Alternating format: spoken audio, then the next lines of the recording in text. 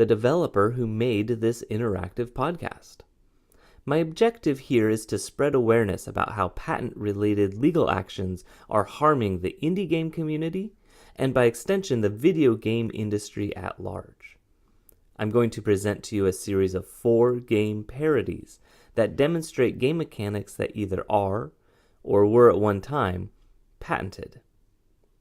By the end, I'm hoping you will agree that if we discontinued the practice of patenting video game mechanics, all would benefit. Even those companies that today hold these patents would be better off without them.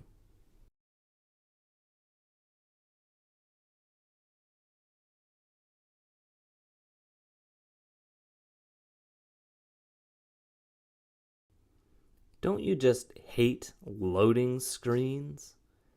I mean, I get why we have them and all. It just seems like somebody could have found a way to make them more enjoyable. I guess some loading screens have fake loading messages, like altering the fabric of space-time, which is meant to be funny, but is a long way from innovation. Wouldn't it make sense if the loading screen was playable? Like a minigame that you get to play while the rest of the game loads. Actually, I am not the first person to think of this. In 1993, Namco published a game called Ridge Racer on PlayStation that started with a short version of a different game that you got to play while the real game loads. Then a couple years later, they patented that very game mechanic. I know, it seems farcical. How can someone patent allowing a player to play a game when they start up a video game? But they did. And it was never challenged, not for the 20 years until it expired. So we won't ever know to what extent it would have been upheld in court. Instead, game developers simply avoided providing mini-games at startup. Just the threat of a lawsuit was enough to stop the industry from exploring on that idea. But let's be clear here. Ridge Racer was not the first game with a loading screen minigame. In fact, the Commodore 64 was doing it in the 80s in lots of games. So why was this patent awarded? Patents are not supposed to be allowed if the idea was already done by someone else. It's called prior art. So there might be a bit of a controversy here. It has been suggested by experts that the Patent Office tends more towards granting patents rather than denying them, as this leads to more business for the office and in turn more revenue. And I don't know, maybe that's what happened, maybe not. My real point is that loading screen minigames could have become the norm, or at least been more greatly developed, if not for this patent. Instead, Namco owned the idea and killed it. That's right, they didn't even use their patent power to get ahead on the idea. Doesn't that seem a bit morally bankrupt? And this is just my opinion here. If a company is going to request that the patent office allow them, and only them, to pursue development of a loading screen minigame, then that company has an obligation to push the development of it, to see where it can go. On behalf of all of us that would be doing that development, if not for the patent that now prevents us from doing so. So while the rest of the industry is forced into finding other ways to diminish loading time fatigue, usually by making our games smaller or less complete than we'd like, Namco should have been making larger games with longer but playable load times. Why else get the patent? But please remember my overall position here, because it is not that companies should make better use of their patents. I think we should not allow for these patents at all. Just imagine how things could have been different if the patent we're talking about had been denied. I mean, for 20 years, developers had to ignore their loading screen minigame ambitions. That shaped the future of gaming in irreversible ways. What would we have come up with had we been motivated to make small, low-risk games that were actually desired by game companies because they could be added to big titles as loading screen minigames? It is entirely believable that indie devs would have made a plethora of strange new ideas, some destined to spin off into their own fully fledged games. Who knows what inspiration even Namco would have found? What ideas, maybe created by others but published as loading screen minigames, would have inspired Namco in turn, had they not gotten that patent? When you are ready to move on to the next chapter, grab the PAL sphere that's about to emerge in the bottom right. You're going to need it.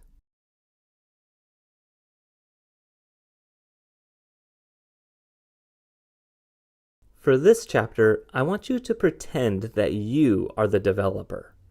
This is now your game, and I will be the person who gets to tell you what you cannot do for legal reasons. Okay? It'll be fun, promise. I'll start. Warm greeting, Dev. I have completed a review of your initial game proposal and have a list of concerns to share. You shall make the necessary changes now as we play through the program together.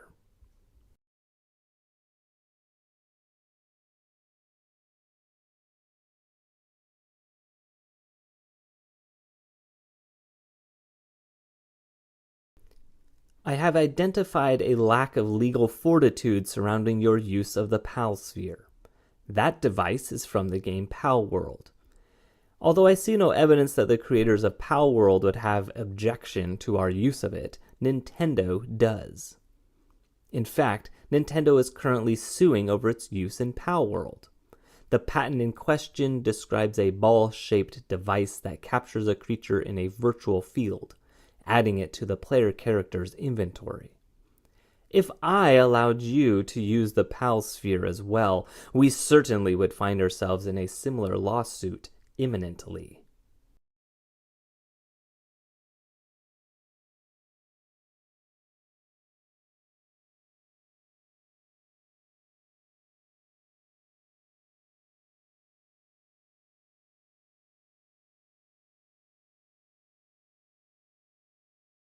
Stop. There is another patent that I didn't mention, which is also part of the lawsuit between the Pokemon and Pal-World game companies. This one has to do with using creatures as transportation devices. It describes unlocking the ability to ride a mythical creature after befriending it, possibly by giving it a physical gift.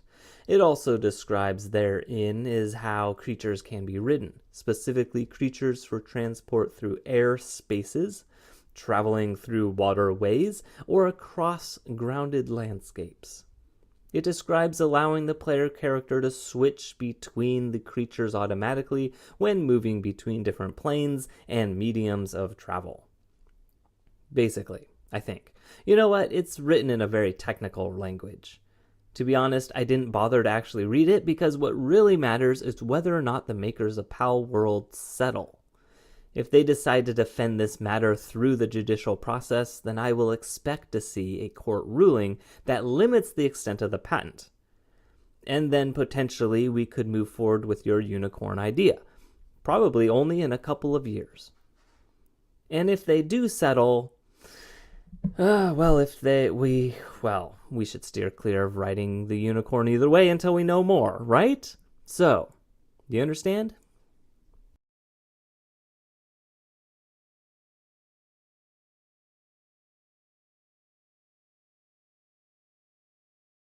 What is that? It's an interesting artistic choice. But I will allow you to continue with it. So far as I know, Nintendo has not patented the idea of making up new mythical creatures by combining real animals with other animals, objects, or ideas. We should be in the clear. However, by making our creatures in a comparable way to Pokemon, we certainly will draw Nintendo's attention, which is not good. If Nintendo sees us as competition, they can find a reason to sue us. Consider this my legal opinion that we should reduce our reliance on Pokemon-esque monster combinations.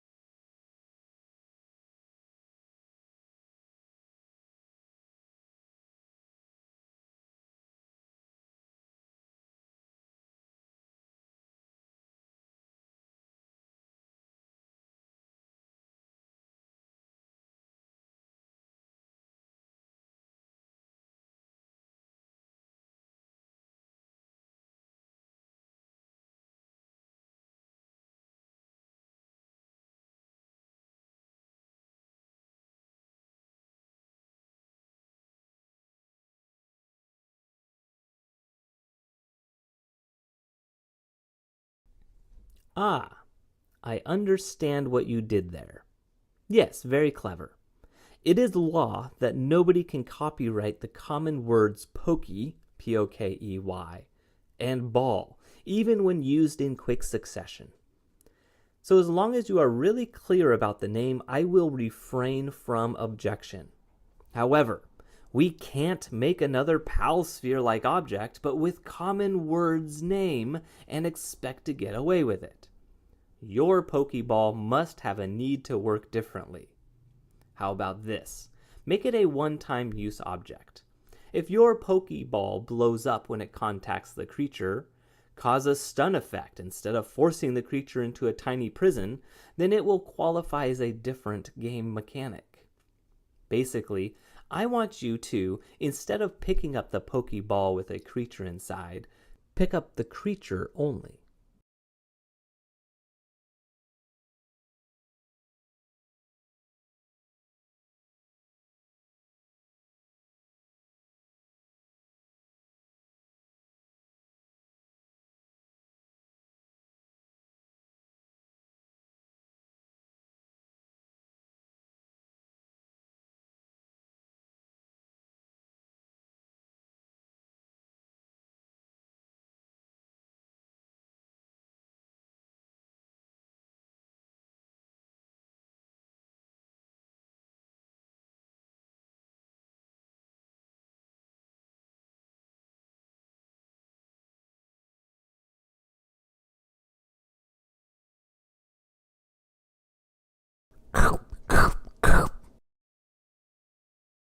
Replacing the unicorn with an ordinary horse is a fantastic idea.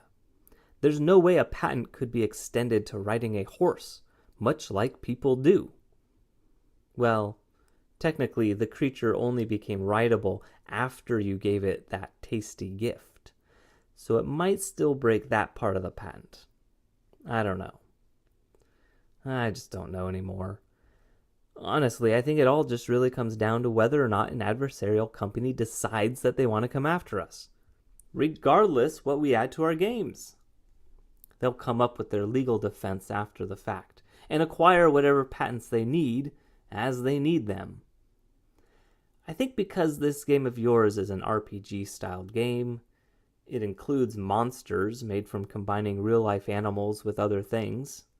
It allows us to capture those monsters, placing them in our inventory, and even gives an avenue to unlocking the ability to ride creatures. There's going to be at least one company out there that will view this as similar enough to their games to warrant legal bullying. So I'm sorry. Just really, really sorry. But I have to shut you down. Our game company is simply not in a position to defend your game should it come to that. We can't afford the legal exposure you are bringing. Okay, I'm back. So, how did it go? Oh no, did your game get canceled? Oh, that sucks. But maybe it was the right call. You see, patents are written as vaguely as possible. In fact, large game companies will start out filing a patent with language that they know will be denied due to their vagueness. Then they keep trying, slowly narrowing the scope of their patent until they get something approved. This is a very costly process, but it ensures that they will be able to use that patent to go after as many games as possible, even if the games don't at first glance seem similar to their games.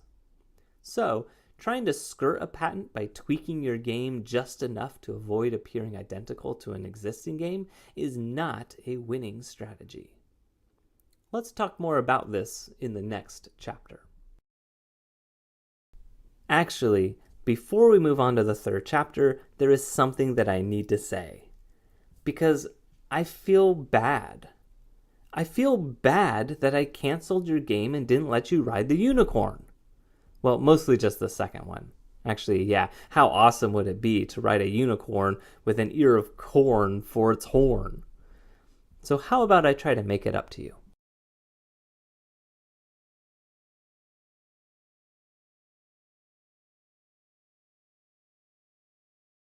Ah, nice.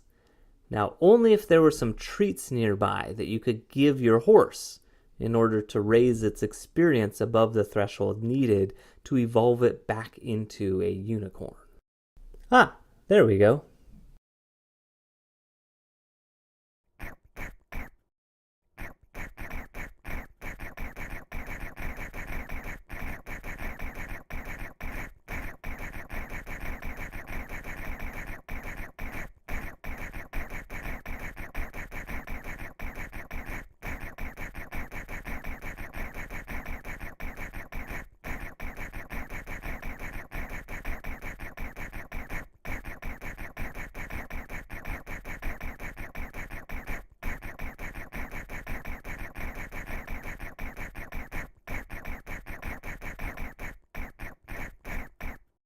Ah yes, the majestic unicorn, just as it was always meant to be. Now this time, resist the urge to munch on its most bountiful horn of corn. Instead, keep giving it treats. Ah yes, now that's what I call progress. A horn of corn for each of your hands to hold awesomely onto while you ride that bicorn beast of magic. Ah, yeah. Yeah, gotta love that. Oh, you know what? I just had an idea. What if I patented a game mechanic? Well, why not? How about this one, where your creature gets to evolve when it reaches the minimum required level? Think about it. Nintendo comes in all big and legal, tries to sue me, but nuh-uh, I have a countersuit, a patent of my own. Nah, that would just make me part of the problem. Think of all the devs that would no longer get to evolve their creatures. And I really want to play their games. Plus, there's no way I could afford it. Acquiring a patent costs more than a new car. Do you remember the game Crazy Taxi? Oh yeah, that was a great game. Did you know that Sega patented one of the game mechanics used in that game? They sure did. How about this? Let's play a guessing game this time. While you play through this chapter, try and guess which game mechanic they patented. As we go, I'll give you hints about all the patents they did not acquire.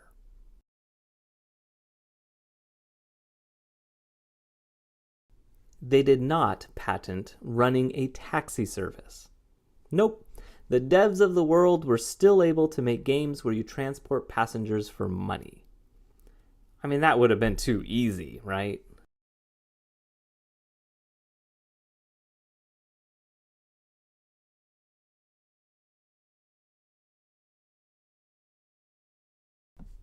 In Crazy Taxi, the pickup and drop-off locations are marked by these unique, illuminated, blue, kind of moving cylinder thingies.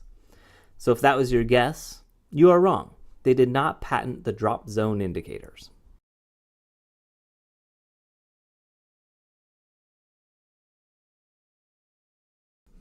In Crazy Taxi, you get extra tips for almost but not quite running into things. Why? I don't know. I guess the people of that world enjoy just a little bit of danger. Anyway, this is also not what was patented. What else have you got? In Crazy Taxi, you might remember that more time is awarded whenever a passenger arrives at their destination. This theoretically allows you to keep playing forever as long as you can deliver passengers in less time than they award. Okay, clever. Also not patented. Sega could have patented any of these ideas, I'm sure, and probably a lot of the ideas you thought of too. But they didn't. Okay, are you ready for the answer? Are you ready to hear which innovation Sega claimed to be the lone byproduct of their hard work? Should I tell you the mechanic that Sega thought was so cutting edge they had to prevent anyone else from using it? All right, here it is. The idea that supposedly Crazy Taxi did before anyone else. It was the arrow.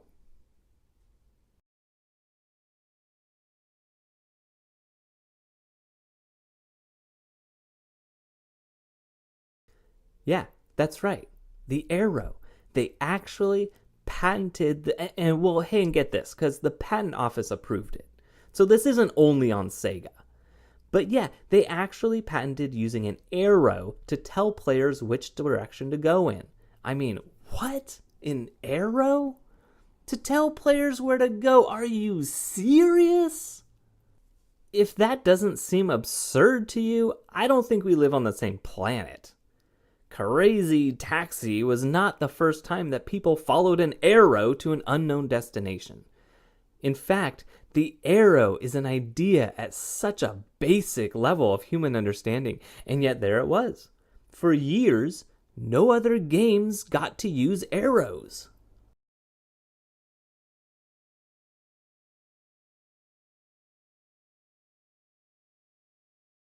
I'm just kidding. Lots of games used arrows. Of course they did. But this story really goes to show how these patents are abused. Sega claimed they were the first to use an arrow and acquired a patent on it. But all they were first to do was make a Crazy Taxi game. They couldn't patent that. So when the Simpsons game came out, which was the second Crazy Taxi game ever made, just with a Simpsons look, Sega had to use the arrow patent in order to sue them. The Simpsons game did not even have an arrow. It had a hand that pointed you where to go. Yet the courts sided with Sega. In the end, it wasn't even about the arrow. Just any shape that points you in a direction was against the law to use. How is this even allowed, and why do we do it? When I try to imagine which side of the patent I would want to be on, well, I just don't know. I definitely don't want to be the developer whose game got canceled because Sega decided to patent using a shape that points. But I also wouldn't want to be the game company that ruins somebody else's game by acquiring a completely bogus patent. I think I already mentioned that game companies will spam the patent office until they get an underdefined idea patented. I think this arrow story really shows to what extent that works for them. But I would also like to hold to my original premise. It doesn't actually work for anyone. By getting that patent, and by exercising their right to sue over it, Sega hindered progress by scaring developers away and preventing them from building out on the idea. Crazy Taxi has been updated over the years with new graphics, but the gameplay remains mostly the same. It has not evolved as games do when they are given to the indie scene for experimentation and play. I think we're ready to move on to the final chapter.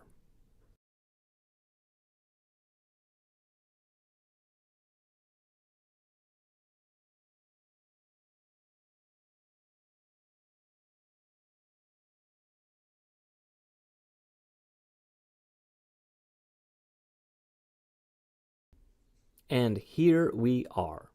The final chapter of this story is a blank screen. There's nothing to do and nothing to see. It will remain this way until you close the program. Why? There are many games that never even start to get made because the threat of possible litigation is too great. So while I would love to finish this interactive podcast with a snazzy example of NPCs that evolve depending on the actions you take, I won't. It has been patented, this time by Warner Bros. It's called the Nemesis system, but don't let the fact that they gave it a fancy name distract you. It is not some super AI model that learns from the way you play. No, it's just an idea that NPCs should act differently in the future depending on the choices you make now. If you're thinking to yourself, well, don't lots of games do that? You might be right. And yet it made Middle-earth: Shadow of Mordor into a really uniquely fantastic game. If you haven't yet played it, you should. Well, hey, I'm not going to boycott games from studios that hold patents, and neither should you. That's not what this is about. Playing games is one of the best ways to find inspiration for new games. If we, indie game developers, cut ourselves out of the ecosystem, we do so at our own disadvantage.